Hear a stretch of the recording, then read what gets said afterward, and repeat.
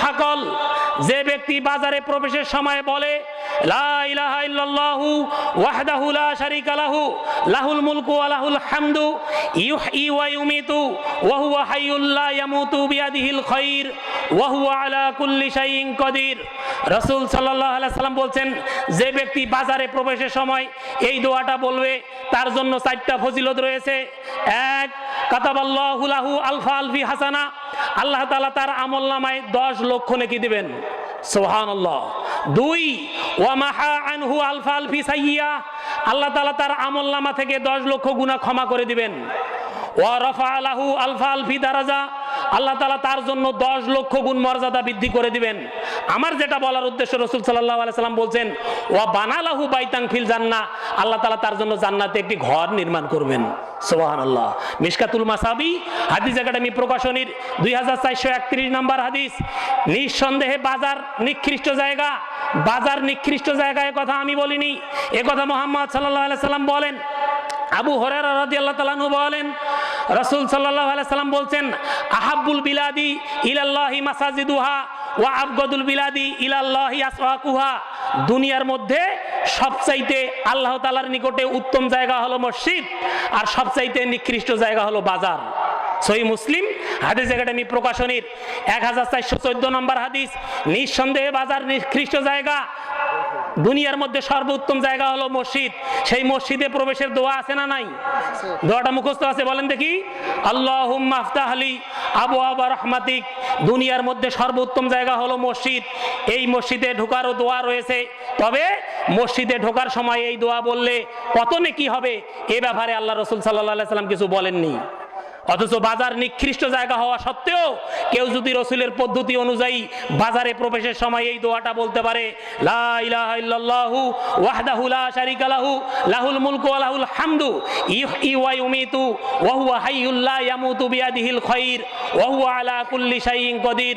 রাসূল সাল্লাল্লাহু আলাইহি সাল্লাম বলছেন, বাজারে প্রবেশের সময় এই দোয়া যদি কেউ বলে, তার একদিকে যেমন 10 লক্ষ নেকি হবে, 10 লক্ষ গুনাহ ক্ষমা হবে, 10 লক্ষ মর্যাদা বৃদ্ধি পাবে, অন্যদিকে তার জন্য জান্নাতে একটি ঘর নির্মাণ করা হবে। সুবহানাল্লাহ।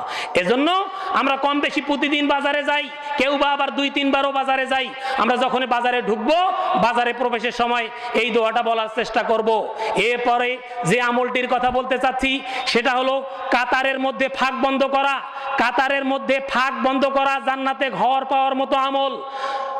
নবীর স্ত্রী আয়েশা রাদিয়াল্লাহু তাআলা আনহা বলেন, রাসূল সাল্লাল্লাহু আলাইহি সাল্লাম বলছেন, মান সাদ্দা ফুরজাতান ফি সাফ, যে ব্যক্তি কাতারের মধ্যে ফাঁক বন্ধ করবে, কাতারের ফাঁক বন্ধ করে দাঁড়াবে, রাফাউল্লাহু বিহা দারাজা, আল্লাহ তাআলা তার মর্যাদা বৃদ্ধি করে দিবেন।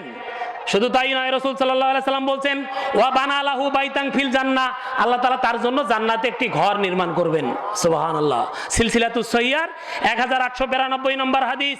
এই কথা রাসূল সাল্লাল্লাহু আলাইহি সাল্লাম বলছেন, যদি আমরা নামাজে অনেক সময় অনেক বড় বড় ফাঁকা করে দাঁড়াই, অথচ রাসূল সাল্লাল্লাহু আলাইহি সাল্লাম বলছেন যে কেউ যদি নামাজের মধ্যে কাতারের ফাঁক বন্ধ করে দাঁড়ায়, মিলে দাঁড়ায়, একদিকে যেমন আল্লাহ তাআলা তার মর্যাদা বৃদ্ধি করে দিবেন, অন্যদিকে তার জন্য জান্নাতে ঘর নির্মাণ করা হবে। সুবহানাল্লাহ। এজন্য আমরা যথাসম্ভব কাতার ফাঁক বন্ধ করে দাঁড়াবো।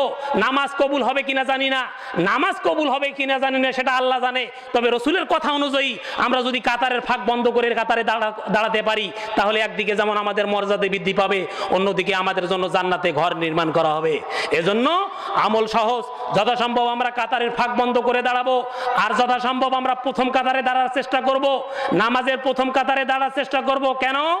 আবু হুরায়রা রাদিয়াল্লাহু তাআলা আনহু বলেন, রাসূল সাল্লাল্লাহু আলাইহি সাল্লাম বলছেন, লাউ ইয়ালামুন নাসু মা ফিন নিদাই ওয়া সাফিল আউয়াল, প্রথম কাতারে এবং আজানে, প্রথম কাতারে এবং আজান দেওয়াতে কি ফজিলত রয়েছে, এটা যদি মানুষ জানতো তাহলে হুড়াহুড়ি করে আসতো। সুম্মা লাম ইয়াজিদু ইল্লা আইয়াস্তাহিমু আলাইহি লাস্তাহিমু, রাসূল সাল্লাল্লাহু আলাইহি সাল্লাম বলছেন, তখন লটারি করা ছাড়া কোনো উপায় থাকতো না, কোনো গত্যন্তর থাকতো না। সুবহানাল্লাহ। হাদিস সহিহ বুখারী তাওহীদ প্রকাশনীর 615 নম্বর হাদিস। রাসূল সাল্লাল্লাহু আলাইহি সাল্লাম বলছেন, আজানে এবং প্রথম কাতারে, যদিও প্রথম কাতারে আমরা দাঁড়াতে চাই না, কেন? প্রথম কাতারে দাঁড়ালে আগে আগে মসজিদ থেকে বের হওয়া যায় না, আমরা পিছনে দাঁড়াই যাতে করে আগে চলে যাওয়া যায়। অথচ নবী বলছেন, আমাদের নবী বিশ্বনবী মুহাম্মদ রাসূলুল্লাহ সাল্লাল্লাহু আলাইহি সাল্লাম বলছেন প্রথম কাতারে কি ফজিলত রয়েছে, কি নেকি রয়েছে, এটা যদি মানুষ জানতো সবাই হুড়াহুড়ি করে প্রথম কাতারে আসতো, বাধ্য হয়ে লটারি করতে হতো, লটারি করে বাছাই করে করে প্রথম কাতারে দাঁড়াতে হতো। আর আজান দেওয়াতে কি ফজিলত রয়েছে এটা যদি মানুষ জানতো সবাই হুড়াহুড়ি করে আজান দিতে আসতো, বাধ্য হয়ে লটারি করে বাছাই করতে হতো কে আজান দিবে। যদি আজান দেওয়ার মানুষ খুঁজে পাওয়া যায় না, বাজারে বা শহরের মসজিদগুলোতে মুয়াজ্জিন নিযুক্ত থাকে, এজন্য 5 ওয়াক্ত আজান সঠিকভাবে পড়ে। কিন্তু গ্রামের এমনও অনেক মসজিদ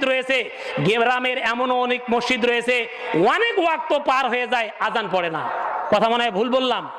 গ্রামের এমনও অনেক মসজিদ রয়েছে যেখানে আজানই হয় না, আজানে পড়ে না। কে এর জবাব দিবে? নিজেকে মুসলিম দাবি করেন, পুরো গ্রামে একটা আজান দেওয়ার মানুষ পাওয়া যায় না, এর জবাব কে দিবে? ওই মসজিদে কি হিন্দু এসে আজান দিবে, খ্রিস্টান এসে আজান দিবে, মুসলমানকে আজান দিতে হবে? এরপরও কেন পুরো গ্রাম মিলে আজান দেওয়ার মানুষ পাওয়া যায় না? অথচ আজান দেওয়ার তো অনেক ফজিলত, আজান দেওয়ার অনেক ফজিলত। বারা ইবনে আযিব রাদিয়াল্লাহু তাআলা আনহু বলেন, রাসূল সাল্লাল্লাহু আলাইহি সাল্লাম বলছেন, ওয়ালাহু মিসলু আজরি মান সাল্লামা। মুয়াজ্জিনের আজান শুনে যত মানুষ নামাজ পড়তে আসে